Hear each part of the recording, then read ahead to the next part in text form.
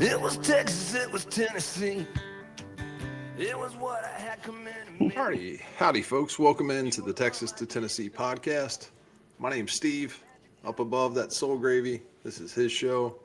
We are just parking our car here for a little bit. And tonight, very excited to have Christopher Seymore joining us. How you doing, Christopher? Guys? I'm doing good, man. Good, man. How you doing? I know it's been a tough day fighting through traffic, but we're it's that thankful Houston to have scrum today, so. Very good. Well, I tell you what, for the folks that maybe, for whatever reason, are not familiar with you and your story, do you mind just taking a couple minutes and giving us a little bit of your backstory? Sure. I kind of grew up in the Carolinas, upstate South Carolina, mostly, close to the Greenville, Spartanburg area. And then been in Texas for about 11 years now. Live in Houston. I split a lot of time between here and Austin. And I met you, Steve, up in Plano. Yes, sir. So, Shout out to Love and War. yeah, I'll do a little bit of doing around Texas, but just make good old-fashioned honky-tonk music. It's really what I do. And so, Cool. Yeah, making music with my friends, hanging out, beers sometimes, Sounds on like occasion.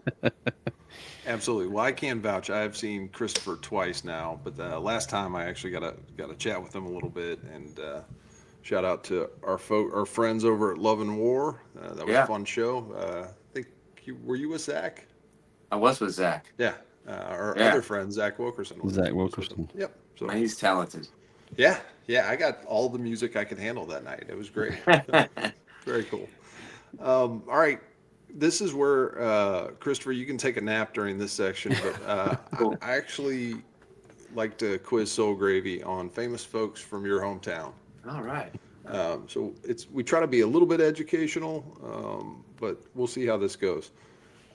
Tonight we are, well, first off, Christopher is originally from Powdersville, South Carolina, which is in upstate South Carolina, about 30 minutes from Greenville.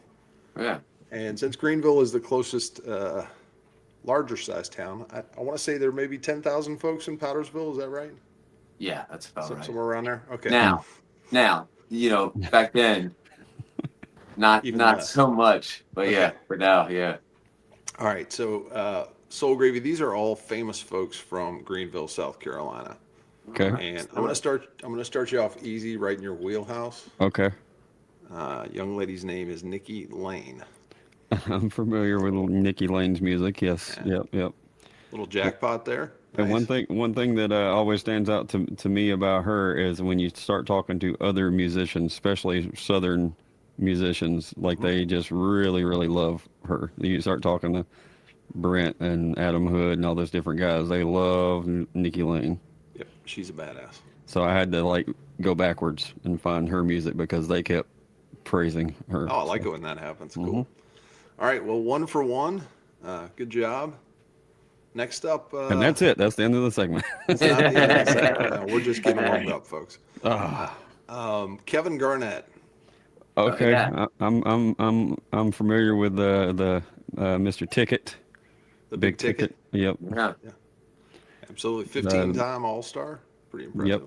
Yep. One of the best power forwards of all time. Yeah. That's one of the best mean muggers of all time too. Oh, yeah. Yeah. I actually caught him on I think it was a podcast recently. It was pretty entertaining. I enjoyed it. So I'll go check that out. The Grizzlies could use somebody to mean mug people these days, so they wouldn't lose by 30 and 50. So Yeah, it's been a rough start. That'd be nice. Seriously. That's not a great start, no. No. no. I knew it was going to be bad, but I didn't know it was going to be this bad. All right. Next one up. Maybe That's what she the said. most famous person. Okay. Maybe not. I don't know. Shoeless Joe Jackson. Oh, yeah. Okay. Yeah. I know who's Shoeless Joe. He's one of the Black Sox folks, right? Correct. That baseball player. One of the best names too. Yeah, and Field of Hey, Dreams. wasn't he involved in some controversy, too? Over a thrown game? Yes. Isn't that like the... 1919 World Series with the Reds or something like that. Yeah, but statistically, he played one of the 1917. best games of his career that game. Yeah. Yeah. They're there's a lot of folks that think that maybe he wasn't on the take, but I think it was pretty clear there were some other guys on the team that Oh might have been yeah, on. yeah. Yeah. Back in the day when you could pay a game off, you know. Yeah. I mean, The mob was involved. right. Yeah. So Fun that times. Yeah. that is that's the team on Field of Dreams, right? Yes. That's what I was thinking. Okay. Uh, It's been a long time since I've seen that. Ooh, I think so. Yeah, I think so. I'm 'Cause I pretty think sure. Charlie Sheen played Shoeless Joe, maybe. Does that sound right? I don't know about that part. We'll have to check that out later. All right, this one's a little tougher. I think Charlie Sheen played Wild Thing in Major League. He did. Okay. We'll have to look that up after the fact. We'll get the research team on it. A little bit more difficult. Okay. Peebo Bryson. How many people do you know by the name of Peebo? Apparently none. So I don't think I'm Well, I familiar don't know with. this one. Peebo was a pretty well-known R&B singer. I want to say from the probably 70s and 80s, maybe late 70s, Okay. and probably before that. That's just when I remember it. He seemed to be a guy that they would go to when they needed something on a soundtrack, Oh, like okay. a movie soundtrack. Gotcha. Great voice, super talented. I'm sure I'm completely underrating his efforts, but shout out to Peebo. A little bit harder, Daniel Bard. No, I don't think I'm familiar with his work. Okay. I don't think so. He played for the Red Sox and the Rockies. Just retired, I think, Okay. here last year. Pretty good player. If he's a current player, that's yeah. Makes I'm it not. tough. Yeah, I'm not that great at it. All right, Jesse Jackson, I'm familiar with the Reverend. Reverend Jackson, originally from Greenville. Had a I've lot got of history here in Memphis. two more for you. Okay. One of them is going to be really easy. One of them is going to be very difficult. Which would you like first? Let's go with the harder one. Rudolph Anderson Jr. Ooh, that's tough. I have a feeling he has a nickname. No, Well, he might. I'm not familiar. you don't know about. Okay, I didn't know if that was one of Wasn't those where listed. I was wondering if that was one of those where you'd be like, or better known by. That would be helpful. But no, Well- I'm not familiar with Rudolph or Rudy. Rudolph was the only person killed by an enemy fire in the Cuban Missile Crisis. Oh, sorry, Not a Rudolph. great claim to fame. Yeah. I actually have two more, so I'll give you one more difficult one Okay. and then one more that's pretty easy. Okay, George Hincapie. I don't think I'm familiar with his work. Now, George, maybe one of the top 5 road bike racers from the United States. He was on the team with Lance Armstrong. Oh, okay. Just an absolute badass. All right, last one is Marcus King. I'm familiar with Marcus King's work. Yes, that's right. He is from South Carolina. That's right. Yeah. I like a lot of Marcus King's music. I have to make sure that I say that, what they do, that I know them by, so you don't get questioned on your question. 5 out of 9 is pretty good. So Yeah, that's pretty good for me. yeah, That's like a C. That's It's above 50%. exactly. that's passing in my book. So, Exactly. Christopher, thank you for letting us indulging us. I think he just likes seeing how many I don't get. So Yeah, and judging silently. Yeah, always what a judging. dumbass this guy is. All right, Christopher. This is, I think, the weirdest question we'll ask tonight, and then Okay. it kind of goes downhill from here. But That's great. this It starts off weird and goes downhill. yeah, this one is called the pie question. Okay. So I'm going to give you a pie. It's a musical pie, Musical pie. Got it. and I want you to divide it up into 4 sections. Those 4 sections are songwriting, recording, performing, and then the fourth section of pie is everything else that goes into running your musical business, or your small business, or whatever you want to call it. Which of those 4 areas, I guess, first off, which of those 4 areas do you kind of naturally gravitate to? Where's kind of your sweet spot? I mean, I think of myself more as a songwriter than anything else. And performance is something that I enjoyed later than when I started, just because I used to get stage fright so bad when I was younger. Recording, I do love being in the studio. I love the grind of being there. I could spend 15 hours in a studio every day and be a happy boy. The other stuff I hate doing. If it involves email or administrative tasks, Right. any executive function stuff, it's just not my something I've Non-artistic stuff. gravitated towards in life. Right. Yeah. Well, I But mean, that's a pretty common answer, I would say. no. So, That's something I've been more focused on recently than what did you immediately kind of have a little bit of that stage fright or whatever you want to call it, apprehension when you first started performing, or was that oh something yeah. that kind of seeped up on you? They would be like turn around and face the audience. You know, the Oh, guys okay. I'm in the band with, you know, They're and telling you. Everybody's got yeah, to talk yeah, like and I just Mike. my hands would shake so bad sometimes I could barely play, and you know, and then I had a friend one time that was like, he told me stage fright is merely a lack of preparation, and it Okay. changed my life. I just rehearsed like dogmatically all the time, so Mm. that took care of my stage fright. And then I saw a video where I tried to be perfect all the time, and it was the most boring thing I've ever seen in my life. And I Oh, was like, new rules, no perfection, just just go get out out there and and do like it. have fun and put it out on the line. And Right. then, you know, that's what people are going to connect to is the energy of the experience more than whether you missed a note in, you know, the bridge of some song that they don't even know. You Yeah. I think having that person or mentor or whoever that's kind of helping along to put things in perspective can be super helpful. Is there somebody in your I don't know kind of sphere that you look to for mentorship or look to for guidance that's maybe been down the road a little bit further? Or Yeah, I mean, I think if you're willing to listen to people or ask what somebody would just do if they were in your particular position, I think is a great way to ask for those types of things. Uh, Yeah, I've always had people that invested in me as far as mentors went. From it's like when I was learning to songwrite, like learning Nashville number system and other tools for how to structure a song and craft it, and even now, you know, just people have done a lot more than I have. I can't know everything, you know. If you want to know how to catch a critter or take care of a pest problem in your home, I'm probably a good guy to ask. But like how to do, you know, what to do with my taxes or you know the basics of the business, those are things that just been taught to me. So right. and then you do your best to pass that information along to that subsequent generation to do your part. Artistry should be mentorship and Yeah. vice versa. 100%. I wish everybody took that, um, I guess, attitude. Hmm. Because I'm not sure everybody does.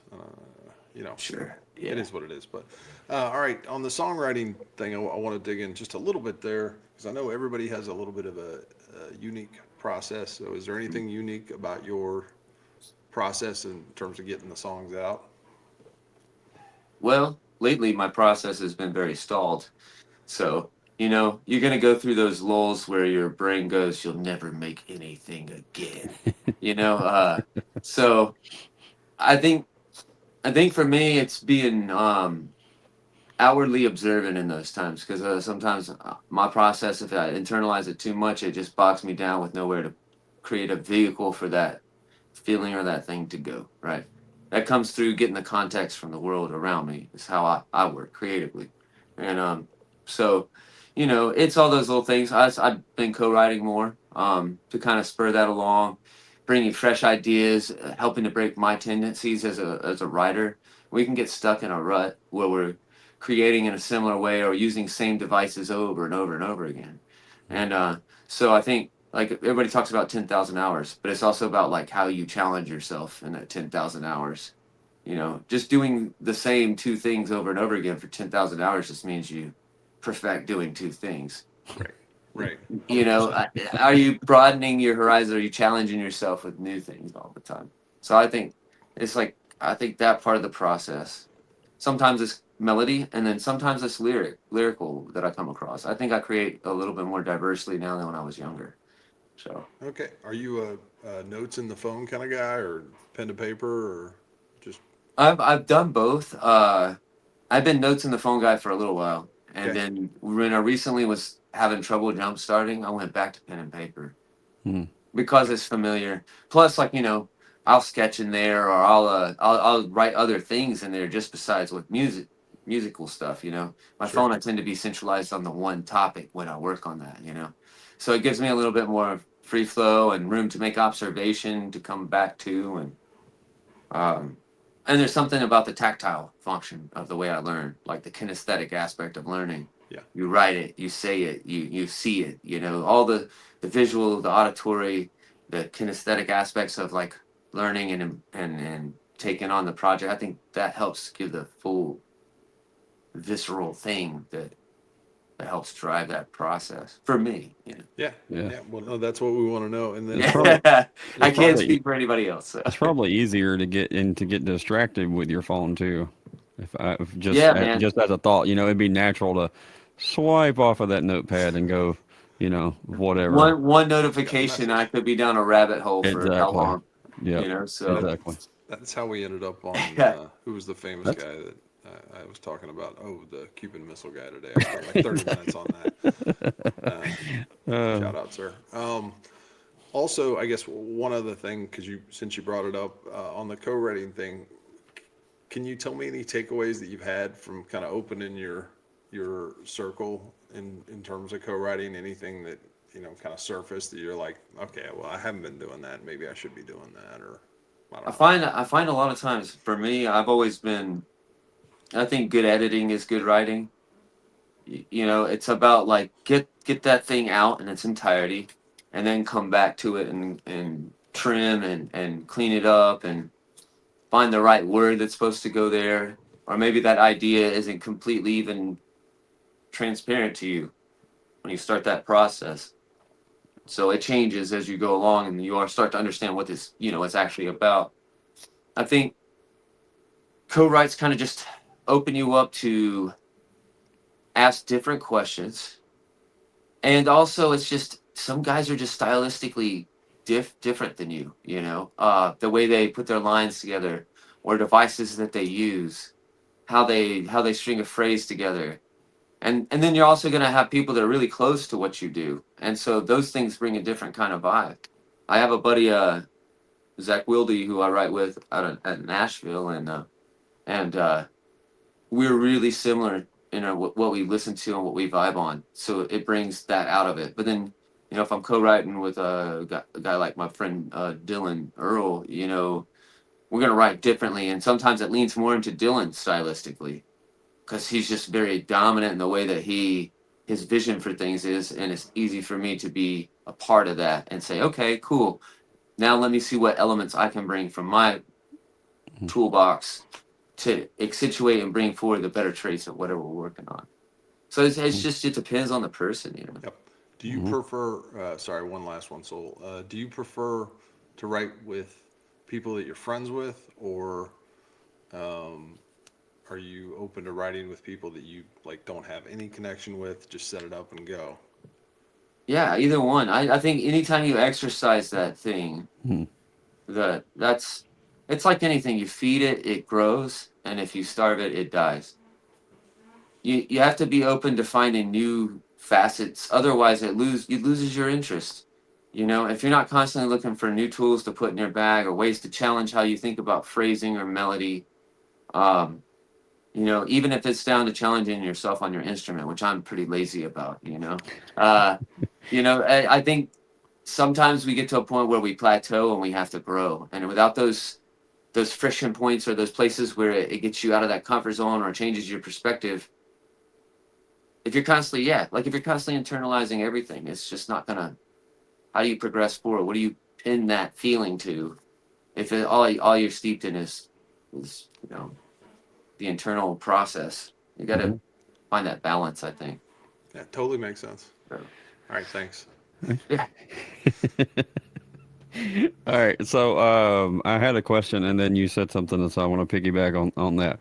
You said one of the guys you were co-writing with, you would kind of go off, you and him vibe on kind of the same stuff. So we know what your music sounds like, and if they don't, they should go find out after watching this podcast what your music sounds like. But what are the things you're vibing on these days? Since you kind of threw that out there, so I'm curious Oh, what just music. the phone plays. Yes. Oh man, I obnoxiously listen to like 1970s shuffles. But uh, I think I listen to a little bit of anything. I think a lot of people think of musicians being stylistically bound somehow to something. Like if you're a That's why I country wanted to artist, ask that's that all you question. ever listen to, and that's all Right. you ever play because that's it. But it's really not. If I want to listen to Steely Dan, damn it, I'm gonna listen to Steely Dan. Uh, And that's but why yeah, y'all are friends. yeah, yeah, I see so it's now. like I see. it's just it's you need all those different things to melt into what you become. I've Hmm. written pop songs and I've been in rock bands and I've been in instrumental surf rock bands and I've been and people always try to just kind of pigeonhole you into things. I constantly get told I don't look country enough. I think Steve, I talked to you about this, but it's like happens to me all the time, and I'm like, well, I grew up in the middle of nowhere. You like drive towards town to go hunting, it's how far out we live. So it's just it's all about that perception of trying to find the pure, authentic thing, and I think that thing doesn't exist. I think that music is a homogenous, beautiful thing where we pull from all those influences, and that helps to create a new perspective on music in general. I mean, since radio came along, everything's become more and more similar over that duration of time, anyway. I mean, go turn on a radio right now. Can you tell me a difference between a pop station and a country station? And you got Yeah. somebody like uh, Stapleton chastising them for giving an award to Beyonce for country, and to me, call me a traditionalist. It doesn't sound like the country that I listen to. And I mean, it's okay if you want to call it rural pop or southern rock, or you even want to call it country. I don't care, because labeling is just about radio charting, guys. And Hmm. we get into this purist thing about that, and it's just a non-issue. Yeah. Like what you should love is music because that's the expression of the human soul. I Well, think whatever way you connect to, that's how you should do it. So there's a lot of people that we've had on the podcast and that we've met and just that we listen to that they'd be tough to put them in a certain category. Like you mentioned, Zach Wilkerson yeah, earlier, he's another one. Like somebody asked, well, what does he play? And I'm like, you're just gonna have to listen. Good music. You're just gonna have to listen. Yes, it's good stuff. Um, okay, so getting from South Carolina uh-huh. to Texas.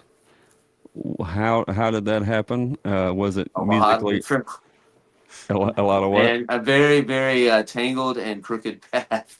Okay. I ended up in Pittsburgh for a little while before I moved to Houston. I was up there for about 8 years. I mean, I've always done music and wanted to do music. I just was so wild boy that I couldn't get out of my way to find any real traction with things. Understood. When you get drunk enough to fall off stage every night, venues of people only put up with that kind of shenanigans for so long. It's like the whole rock star myth that a lot of us guys and gals and people fall into when they're first trying to have the ideation of to whatever it is that you think you're going to be a rock star, right? And we're told that is like trash in hotel rooms and being a dick. But if you're in a 15 passenger van, you're just an ass in a 15 passenger van. Right. So until you start making somebody millions, multi-millions of dollars, you are not a rock star. And that's really what rock stars are. They're people who make somebody else a whole lot of money. So I don't know. You get into that whole thing where I was too wild for my own good. Uh, Hmm. I couldn't fly straight. I think as I got older, that mellowed out and I stopped being so damn crazy. Uh, and therapy. So Those things both help. helped a lot. For sure. Jesus.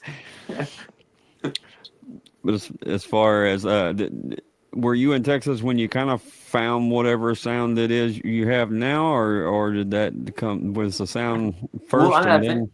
I think Kevin Skurla is really a huge part of that.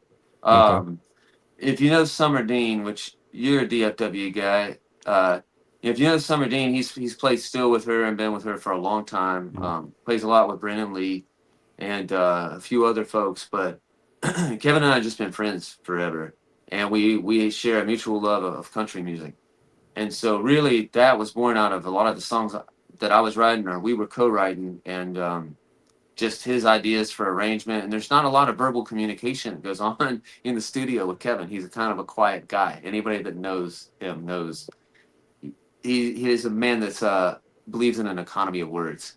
So, you know, so we get in the studio sometimes and there's not a lot of talk or chit chat, but there's a real understanding of what direction we both feel it's going. So I think without him, you wouldn't get the record to sound the way it does, and then just so many people have helped contribute, whether it be like Avery, my drummer, business partner.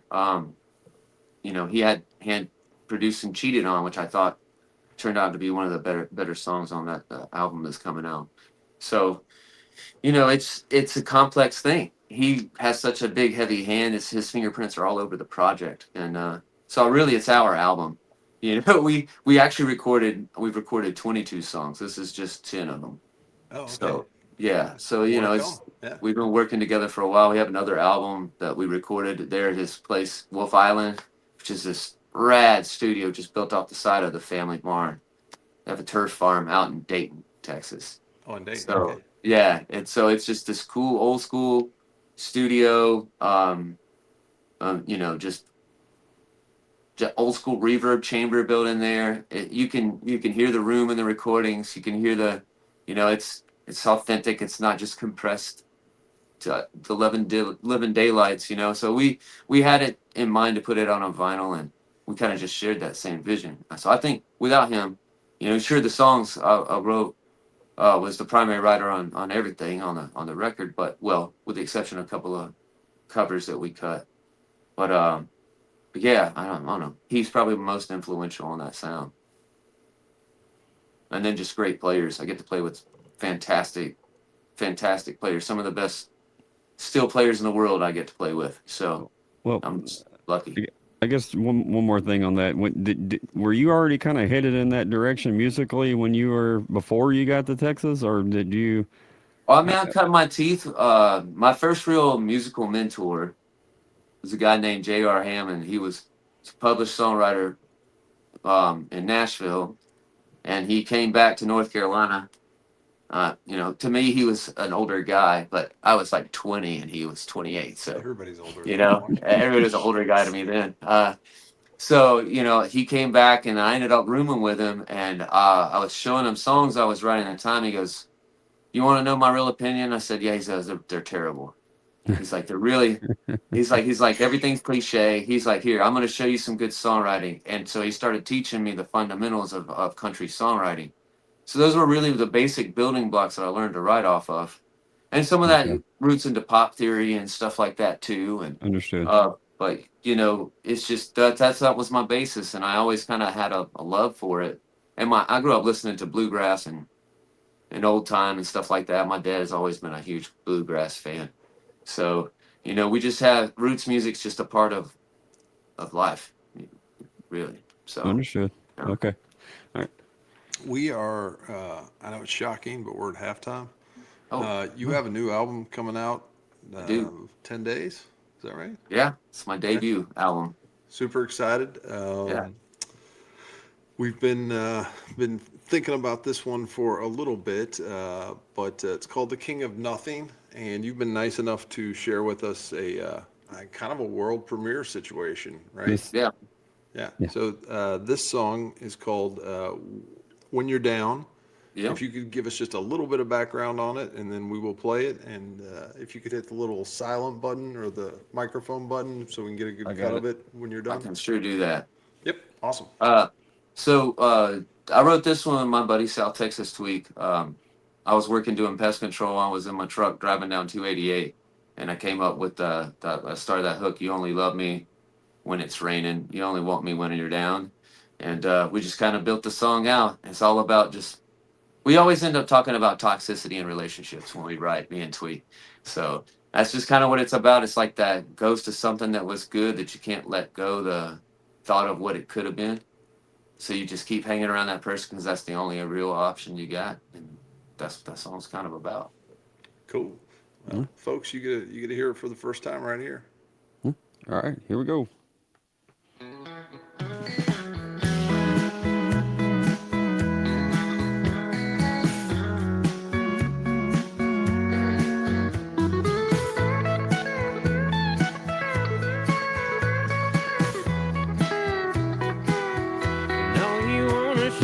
Sadness,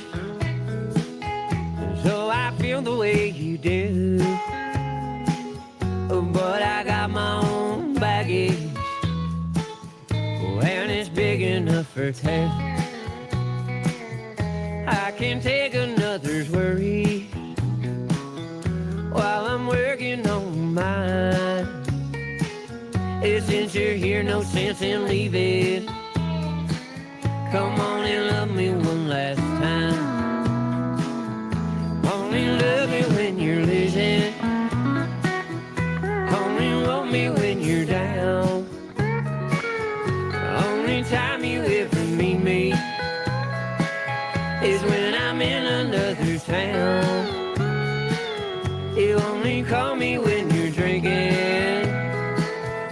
and the bars are letting out.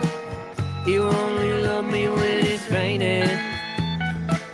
You only want me when we're dying.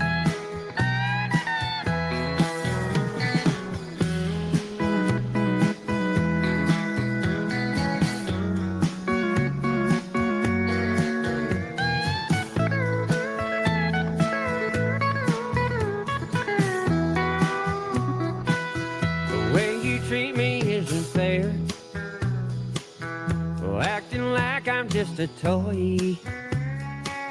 I'm not expecting you to care. I know me hurting brings you joy. Bragging to your friends about it. Oh, showing off your little tricks. You and your lies, y'all ain't about shit. I'm getting sick and tired of this. You only love me when you're losing. Only want me when you're down. Only time you ever need me is when I'm in another town. You only call me when you're drinking, and the bars are letting out. You only love me when it's raining. You only want me when you're down. You only love me when it's raining. You only want me when you're down.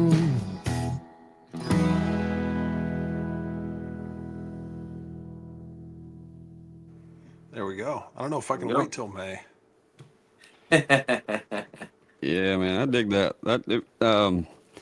I don't know if you've ever heard of this a band called the Low Water Bridge Band. They're out of Virginia. Virginia, man, that sound is a lot. They got their own flavor. You got your own flavor, but you're in the ballpark. You guys together would be hell Good of a fun, match. Bill. Yes, sir. Yeah. Definitely. And then they're fun dudes. They're great guys too. So It's all about the hang, man. It always is. If I remember right, Soul Gravy, didn't they make a swing through Texas and kind of got a little bit of that influence into their music? I believe so. Yeah. I remember they talking about that. Mm-hmm. Yeah, cool stuff. Well, Christopher, you brought up South Texas Tweak.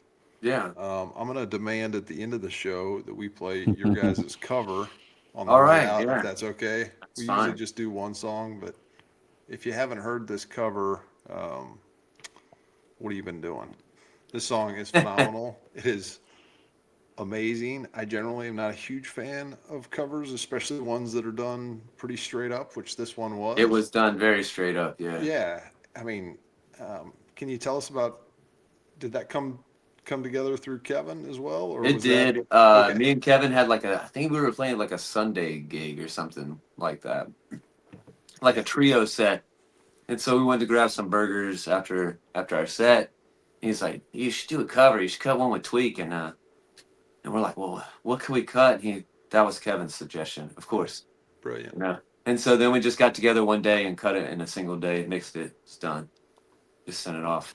Yeah, Kevin pretty much played all the instruments on that recording. So Well, you guys did yeah, a great so job. he just And to be honest, I wasn't familiar with Tweak before that, so it kind of opened up a whole new world of music for me, yeah. which is really, really cool. I love that. But there's a little hook and tease for you, folks. Don't leave because at the end we have a special surprise for you. The same version that's on Spotify, right? I think That I is. found it. Yes. Okay. All right. Yep. We got the cover kind of close to the original too. You did. I So saw. we put like a semi truck in there and stuff. And even the cover, I mean, the actual art cover is, I mean, I got a little chuckle when I first saw that. I was like, oh, this is greatness. So yeah, shout out to you guys. That was wonderful. All right. Yeah, I got that. I'll have that ready to go. Cool. Heck yeah. Let's see. What are some things you're into? I know this is somewhat of a generic question, but we don't ask it very often. What's some things you're into that's not music? It's not music. Yes. Yeah, I just love being outside. I do a lot of fishing. Love fishing, love hanging out in the woods, do some camping, whatnot. I'm not the biggest hunter, it's just a lot of work. You know? It's like if somebody's there to clean up the mess after I shoot the thing and then I can eat it, I'm in. Put that stuff in between like shooting it and eating it. We have a That's lot the in stuff I common. just don't, Yeah. With fish, I just throw them back because I just don't like cleaning fish. It's a thing about being lazy, not about life. That's fair. I can just go to the grocery store and buy it already done. So yeah, I do a lot of fishing. Man, maybe I should get out more and stop doing so much music stuff. Yeah, keep doing I it. tend to do that a lot. But most of my day is spent working on that stuff. It's kind of, I mean, you work for yourself, so it's like quit your job and work 24/7. Excuse me, guys. Go ahead, Tabo. Oh, okay. In terms of like, do you have a rough guess on how many shows you played last year? Or I don't know, like on an average month? I Or... think we played over 200 last year. Okay. No, I don't think we're on the track to hit the same number we did last year. This year, we've been kind of staying home more this year. I mean, we spent most of last year on the road. It's a little So by for the last design. 2 years, we road dogged it hard.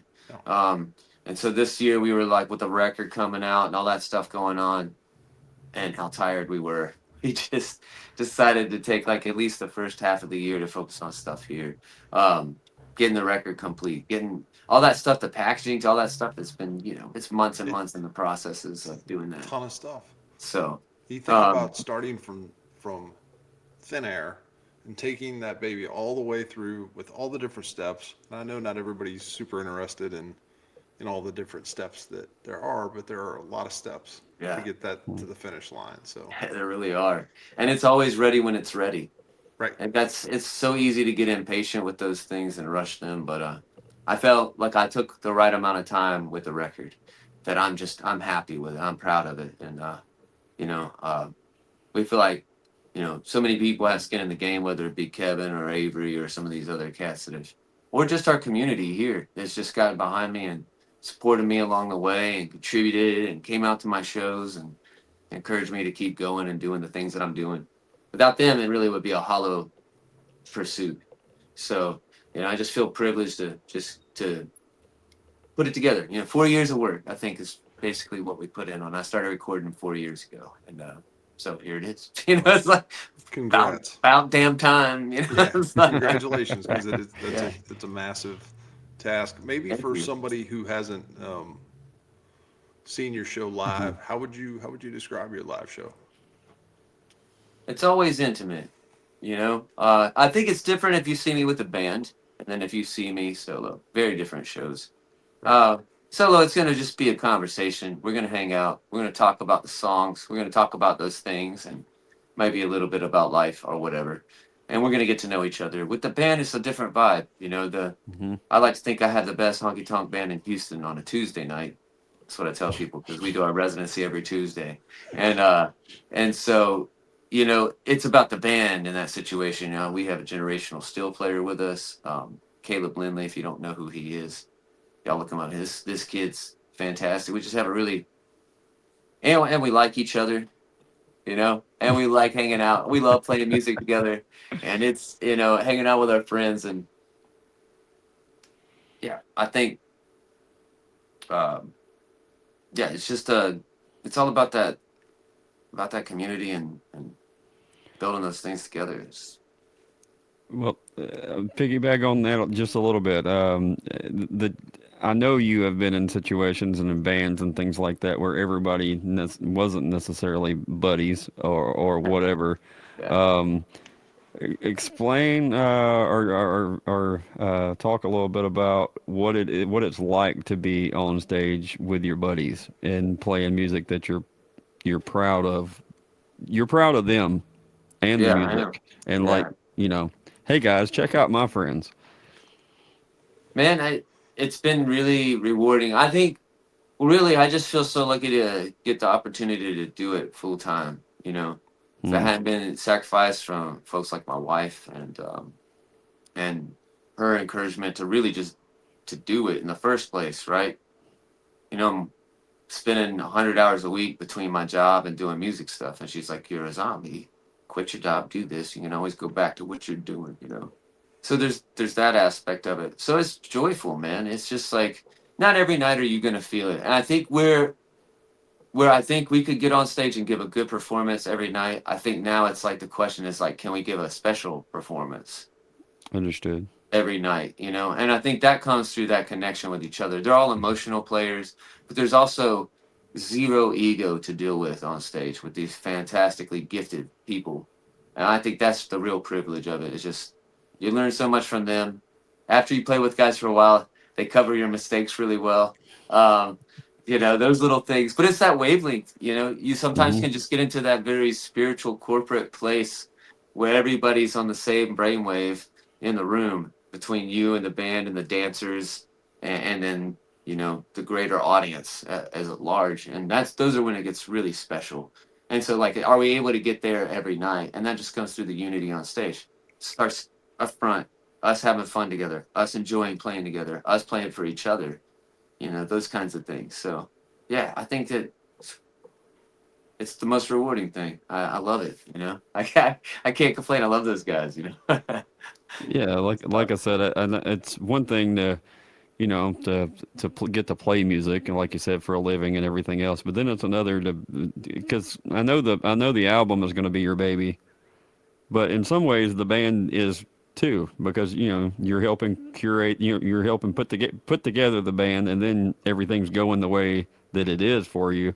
That's got to be extra special too, I guess. I kind of think of the band like my girlfriend, you know, like, but they're really low maintenance and they don't ask for a lot. So And you can take them to see Mama. I got you. yeah, Okay. Yeah. well, you know, I went solo artist for a reason. I worked in bands for a long time, and then we would get bogged down in the wheels of democracy all the time. So you know, to some extent, like it's when it drives with your name on it, then you get to kind of drive the direction of the project.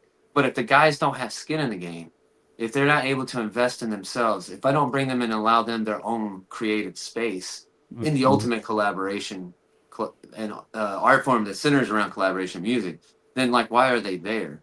Then they're just hired guns at that point, Exactly, right? and that's even down to guys who are kind of like more like they're not fill-ins, they're alternates, you know, because we've played so many shows. Some of those guys I've been on tour with, but they're not my regular band at home, you know. So it's those relationships when they start to get close, you get a different kind of magic, I think, on stage, and it just it bleeds over into the audience, the joy of it. 100%. What, Christopher, what would you have liked to have known maybe, I don't know, 5 or 6 years ago in terms of running a band that you know now? God, so many things. Where do you start? Why don't you ask me something I cannot? We got 3 hours? No, Yeah. this isn't. You This know, isn't country Yeah. versus metal. yeah, this isn't country versus metal. We want to Um, respect your time. Shout out to yeah, Patrick. I'll just say that like there are a lot of things. Number one, I don't know. I guess 5 years ago is about where I started down this path. Okay. Uh, So I maybe think even I further. think that people could have. I don't know, man. There's so many hard lessons that you learn. Some of it, I think the biggest thing to do is to listen to the people around you that actually care. Hmm. Right. Get a lot of advice. You know, it's one thing to get one or two people to weigh in on something. Find people that'll tell you that that you suck. You know, when you suck. You know, find people that'll tell you no when you need to be told no, or hey, you're messing this up, or hey, you know what you should do, or think about is this. Like honest opinions are so hard to find. Yeah. People that'll do it out of the right motivation, even more rare. You know, so surrounding yourself with those kinds of people who will speak your truth to you and not just yes man you. You know, so Do you have anybody outside of the music business that you know will shoot you straight? Maybe you float them a song and get their thoughts, or I don't know, like bounce yeah, ideas off of I that are do. not My necessarily. wife. Okay. I get very honest opinions. Sometimes we Wives disagree like that. about the minutia of how I'm crafting the song. So, you know, it's I think out of everybody that any partner that I've had, I connect to the most musically. She's not a musician. She's just a lover of music. Hmm. Um, I don't, you know, and a lover of songwriting in general. So we kind of connect on that. We obsess the same way. We'll be on the same song for 2 weeks straight on loop, you know. Right. Uh, so you know, there's that. But yeah, she'll challenge the way that I think about the song or things like that. And yeah, I got a few non musicians friends will give me a good opinion. You got to get a little bit of like I said, there's wisdom in many counselors, you know. You find a lot of broader perspective from a different viewpoint, having 10 different viewpoints than having two. That just makes sense. Hmm. It's like the difference between having a 180 camera and a 360 camera. Yeah. You can't see your ass when you're looking in the mirror, you know? That's right. So, Speaking That of, seems you want to that's talk about yeah. social media? Write that down in your phone on your notepad right there. yeah, dear diary. Yeah, we'll have to clip that. Yeah. Is there a commonly accepted industry belief that you disagree with? You mean a belief about the music industry? Yeah, or even within the music industry that, maybe everybody you talk to thinks this way and you think going the other way is Uh, maybe a better approach? well, there's several things I think that kind of tend to run common that I don't really subscribe to, like competitiveness over collaboration. It's a Mm-hmm. common thing. There's not enough to go around, so we got to cutthroat, backstab to get the little piece that's out there, instead of us just being like, okay, everybody, let's get together and make a bigger pie. Yeah. You know, I think that's one of those things that kind of falls into that category. You know, Yeah, makes sense. I've uh, even from a different perspective seen that where people are afraid that there's only so much pie to go around, and it can when create resource some. gets scarce, people get very greedy. It's Yeah, just a a little it's a human territorial. it's a human nature thing. You're really fighting the old animal side there, but I think the more that you create those opportunities for others and build that, the more people buy into it. It's really, and that's the thing, is that if you just the Seymour show all the time, it's about Seymour, and when you show up, it's going to be about me and I and me. You know what's going to come out of that? More Nothing. cowboys. Nothing. Nothing. I'm going to be there by myself celebrating me. You know what I mean? So Yeah, it's also about like what can you do outside of yourself to enrich the world around you and create opportunity. If you do that, you'll create opportunity for yourself as well. Just not even meaning to, just by making the world a little bit more opportunistic for other people who might not have that chance, who might deserve that chance, the chance that you wanted somebody to give you at some point, right? Always being able to trickle it down, because at some point somebody's going to have to help you out in this business. It's going to happen. Somebody's going to have to back you with money. Somebody's going to have to do something like that. It's always a part of it. You know, it's a human business. It's a relational thing. So yeah, the more relationships, genuine ones that you create, the more opportunities, genuine ones that you create for not only yourself but others, the more that comes into focus of being something bigger and more worthwhile than, you know, the Well, little me show, you know. the first person That's a good that answer. popped in my mind, Talbo, is the person that we haven't talked to yet on this or talked about on this episode yet, is Adam Hood. That's weird. It took us 50, Yeah, usually it 15 comes up minutes to way get to Adam. sooner than that in the show. But the Nobody same does it better. same thing is what you're talking about. As far as, I mean, if any young artists have any question of how you should handle yourself, Good just look at, resource. yeah, just pay attention to, what everybody says about Hood, and that, just that mindset of just like what you were talking about. Yeah. Yeah, you Are we get ready what you for? get what you give is Yeah. what If you what want my it to be your profession, be a professional. That's probably the first and biggest lesson that I just didn't know starting out. You know, it's like be a professional first. And that's what's really going to set you apart. You think the venue wants you there because you're uber talented? No, they want you there because you're easy to work with. You know, that's 100%. and can you sell a ticket? And can you sell drinks? So, Right. and if you can't sell tickets, you better be really easy to work with. Right. You For know, sure. it's got, That's true. Soul Gravy, are we ready that's for a little? why I'm so nice these that's days. why it's so nice, man. I couldn't I make it otherwise. understood. Completely understand. That's I how wish I I got. was talented enough to be a dick to people, but I'm just not. Well, if I you, don't think that's true, but I just not true. I don't want to be a dick to anybody. right, But right. You can have both things. Are we ready for a little rapid fire? yeah, I just want to point out that if I ever start changing my attitude, you'll know that I'm getting,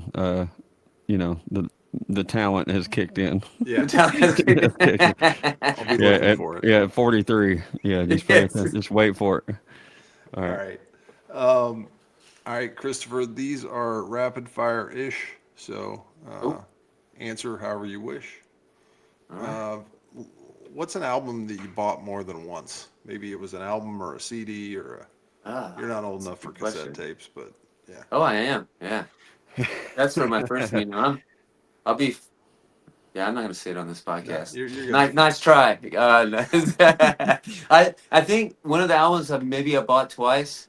I bought Honky Tonk Heroes twice. That's a good one. Waylon album. I bought it on vinyl and I also had it on CD at one point Okay. before they were all stolen out of my car. So Are you a Billy Joe fan? I didn't really know who Billy Joe was until I got a little older. Okay. Because I just knew that Same. album, and I had bought that album maybe in my early 20s, and then Billy Joe I kind of came to find maybe like 10 years later. Yeah. Like kind of when I started really delving into a lot of Texas songwriters. Yeah, Cool. I went backwards like that too. Yeah. All right. Next question. Dinner with one historical figure. Hmm. It can be dead or alive. Ooh. That's a good question.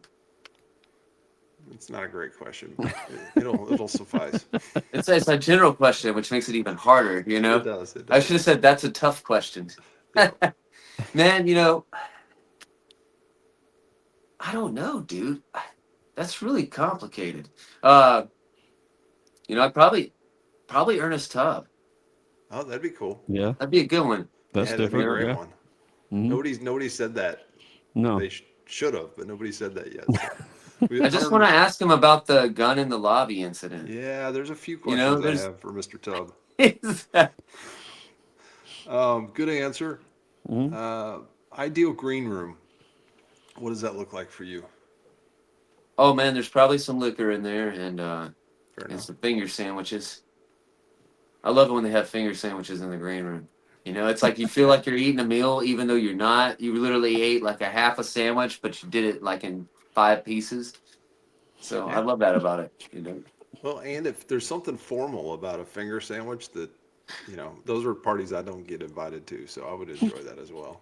Well, they're not nice finger sandwiches, Oh, okay. If they're in the green room, I'm not at that level of where they're like, here are only brown M&Ms. That doesn't happen for me, Right. Nice. But honestly, a comfortable green room is just a comfortable green room. Ideal if there's food. But we'll take. I'm just not a beer drinker, so you rarely find them with like a liquor bottle in there. Don't give me Gotcha. 6 beers. Just give me a bottle Yeah. and let us split that. Is there? A little mezcal will be Yeah. good. Yeah. All right, nice. Let's see. Next question. I might know the answer to this, but first concert and then first concert that you paid for. The first real concert that I remember was like Guns N' Roses and Metallica, and I was like 12. That's like the first real concert I went to. Was Who snuck took in you? my cousins. All right, nice. I'm still sworn to secrecy, Oh, but I keep telling the story like like an ass. You gotta know, get out. one day my mom's gonna watch one of these and she's gonna be like, and I never knew, and Yeah, like Christopher, we need to talk. calling my cousins up. No, she's not gonna do that. But yeah, that's probably the first one I paid to get into. I don't know. Man, probably some shitty house party punk band deal where I paid $5 and got a cup and got Was that in Pittsburgh? got into somebody's basement, you know? Would that have been in Pittsburgh? No, that would have been. I Carolina? mean, I think I was probably like 17 or 16 when I went to that show, Gotcha. you know? And so that was like the first one I paid to get into, like willingly went with the intention of paying to go to. Or somebody I paid for myself out of my own money. That's really it. People Yeah. paid for me to go to concerts before, but Right. Makes sense. One fictional character that you'd like to have as a friend. oh yeah. I don't know.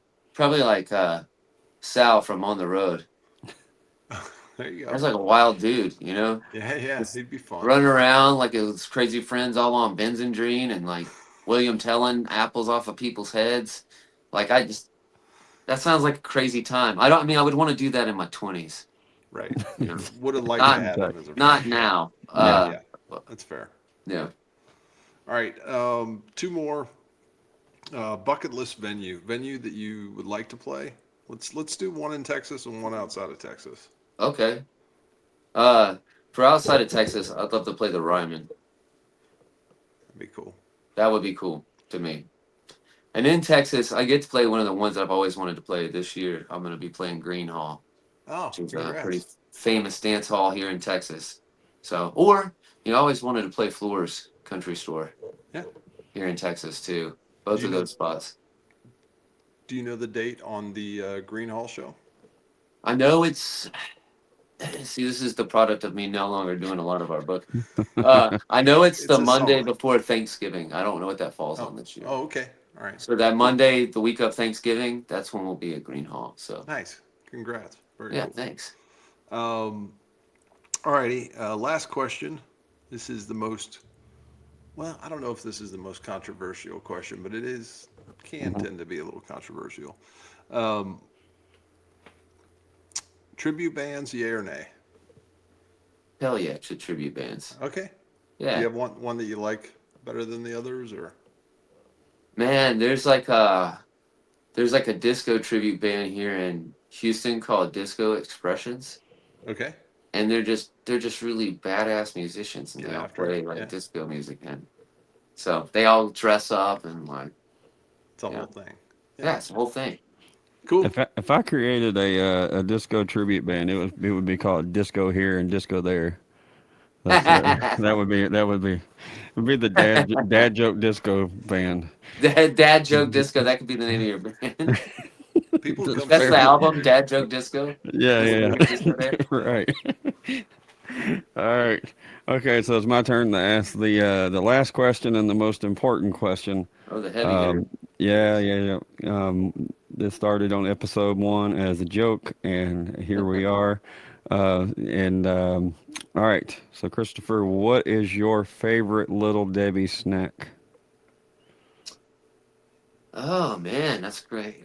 I'm thinking like, the little zebra cakes. Mm-hmm. Yeah, I roll with the zebra cake. Nice. Gotcha. It's a Oh, Debbie can have 'em. very popular answer. Another one for the zebra cakes. That's Yeah. right. All right. Well, I think just on the way out, folks, thank you for taking time out of your day to hang out with us. We see you on YouTube and Facebook. We appreciate the subscriptions. It's free. Also, just if you get a chance, do me a favor. Go find one of Christopher's shows and just go say hi and enjoy Yeah. it. It'll Come be hang worth your out. time. Yeah, for sure. While you're there, go ahead and follow Christopher wherever you stream your music. I'm sure he would appreciate that as well. I think Soul Gravy's going to take us out with a little cover song. Yeah, I want to hear one of you say the name of it. The name of the song is "I Can Get Off on You." Okay. All right. Just You might have heard it before, but not this version. understood. I just wanted a clip of you saying the title. That's all. All right. Take back the weed, take back the cocaine, baby. Take back the pills, take back the whiskey too. So I hear Talbot play this a lot on his lives, by the way. So Yeah, sick. We like it. I'll make it now. I can get off on you. I can get by with little or nothing at all. I know Of course, I had to do the I Willie can Nelson get part. high just thinking about you. Kudos to you. And so, take back the weed, take back the cocaine, baby. Take back the pills, take back the whiskey too. Don't need them now, your love was all I was after. I'll make it now, 'cause I can get off on you. all right. Alrighty, folks. See you at 8 if you want to join us. We'll be back. Yeah. Hey, peace, fellas. Thanks for having me on here. Yeah, man. Great job. Yeah. Thank you. Great Appreciate talking it. with y'all.